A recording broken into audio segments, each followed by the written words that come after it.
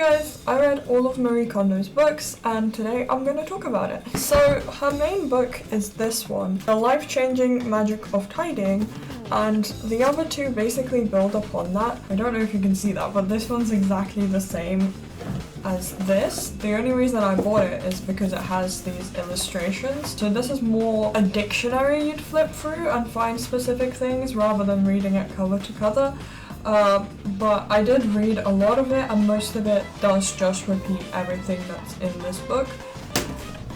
This one is a tiny bit different. It's about applying those same principles to the workplace, and she wrote it in collaboration with an organization psychologist, so it is a little bit different. It actually talks about kind of contradictory things, such as the fact that a messy environment has been found to improve creativity, and it talks about how that could be applied to the workplace. For the purposes of this video, I'm going to be focusing mainly on this book, and if you want to hear more about the other two, please let me know. So I'm going to summarize the main ideas in this book, then I'm going to have a little tidying session of my own. I'm going to try and clean out my clothes because that's the first category she says to tackle. And then I found some reviews that were critical of the book and I'm going to address some of the points there because I went on Goodreads and a lot of people had some interesting things to say about this book. And lastly, I'll talk more broadly about how I've applied it to my life and whether or not it's a positive change or not. So let's get into it. First, I wanted to summarize all the key points in this book. The first key,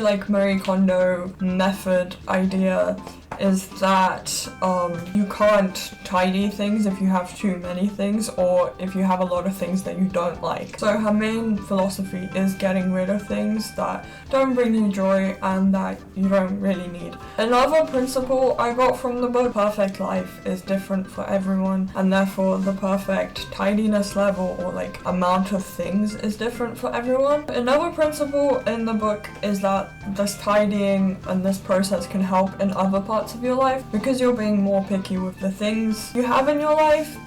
You're going to be more picky with other things you bring into your life, and that can really help shape the life you want and train your intuition to things you like and things you don't like. Another principle is that if you treat things with care and respect, other people will be able to see that.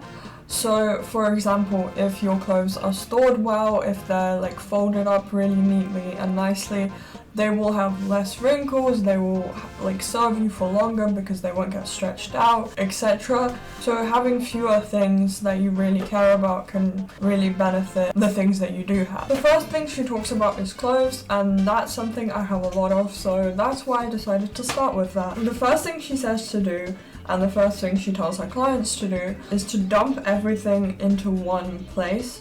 So you collect the item from the category from around your house, wherever it might be, and then you dump it into one place and you sort it there. Why would you do this? This helps you understand how many items you have, this helps you compare items with other items and kind of visually see what you have. It does definitely make the process a bit more challenging because you have to create this massive mess. I thought personally this was quite helpful for me, especially since a lot of my clothes were in quite hard to reach places. Getting it all done in one go really helped. Okay, let's start with these. Starting with this. Bought this from Thailand and I kind of really like it. I haven't had a chance to wear it much. Well, I feel too preppy wearing this. I feel like I do like it. I feel like it does spark joy to some extent. I'm not 100% sure about it, but I'm already struggling on the first item, oh my god. Maybe I should try it on. I really like it, actually. That made my mind up. I like it. So, in her other book, has a bunch of illustrations on how to organize things. So for clothes, it has lots of illustrations on how to fold them.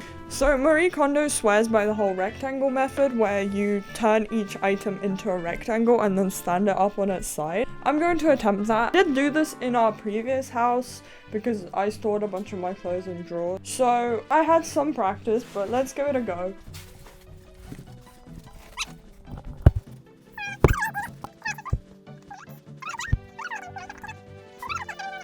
Yeah, that worked. That already takes up half the drawer. That's not a good start. That's not a good start.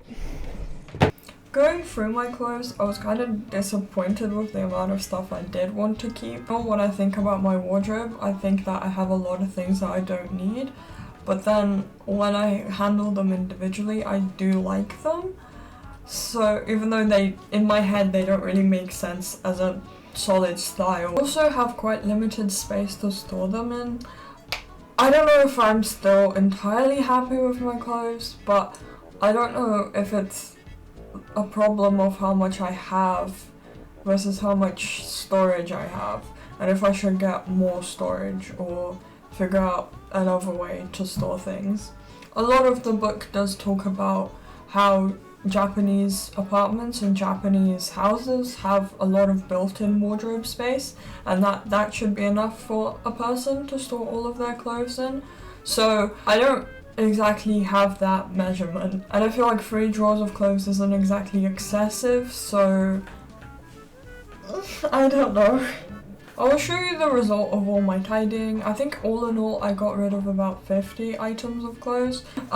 So now I wanted to talk about a few critiques that I found on Goodreads for this book. After I finished reading it, I really enjoyed it, so I thought I would go on Goodreads and see what other people thought of it. Overall it has a pretty good rating of 3.9.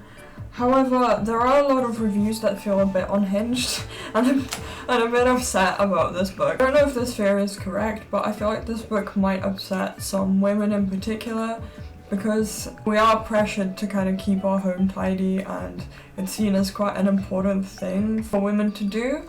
And when you're reading an entire book about a woman whose life really centers around tidying, it can feel like a bit of a personal attack.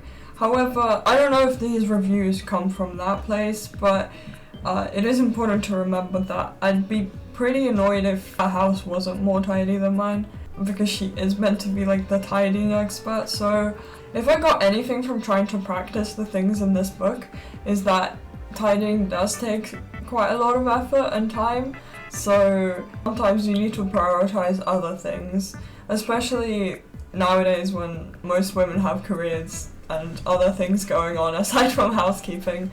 I think it is quite important to maybe decide that tidying isn't the most important thing in your life. Right, so on to the main criticisms of this book. I chose this review to talk about particularly because I feel like it summarized all of the main criticisms of the book pretty well. So I'm going to address each point one by one. So number one, I don't really believe that Marie Kondo thinks objects have feelings or emotional intelligence on the same level as humans. What she is saying is that if you care for an object and you look after it, that kind of energy that you've put into it, you will remember that on a subconscious level, and you will enjoy that object more, and it will serve you longer because those small actions you do to care for it will help it last. And other people can kind of see that on some level as well. And I don't think it's voodoo magic or whatever. I think you can genuinely see when someone really cares for an object and when it's been well looked after as opposed to when it hasn't. I feel like people took what she was saying really, really literally, when I think it's just pretty simple psychology. Same goes for when she's being really respectful to someone's house or other things. From the way I see it, it's more about convincing yourself that you're being respectful. Impacts mostly her actions and small literal changes rather than some kind of magical spiritual thing. Number 3, I guess this would be something I'd agree with. I don't think it would literally rid your body of toxins. She does talk about how some of her clients have lost weight as a result of being more attentive to tidying, and I think that just goes with the whole being a bit more picky thing. I personally, as a teenager, my room was really messy and I was slightly overweight, but when I kind of started trying to get my life together, it all kind of got together. Yeah, I'm not sure about the whole toxins thing though. So this person says that they would have preferred if the book didn't have above examples and was more to the point. Overall, there are some examples in the book that I disagree with, at the end she talks about drying washing up sponge or something like that, which I just think is a bit strange. I do think there's a lot you can take from this book. Some things I do find strange, but I think if I wrote a really in-depth book talking about my feelings and talking about my house, people would find something strange with that as well. Okay, so in conclusion, I would say this book has helped me clean up my house a bit and be a bit more organized, definitely. The one thing that I think really helped me was the external, validation to get rid of things. I think I am someone who struggles with, holding on to things, and because I do see them as having a bit of, a personality, I guess. I now see that some people aren't like that, and I am kind of jealous. And those people probably don't need to read this book. So what was the result of my big tidying session? So as I said earlier, I got rid of about 50 things, 50 pieces of clothes. I'm not entirely content with my storing methods, and it has gotten a little bit messy since I tidied it.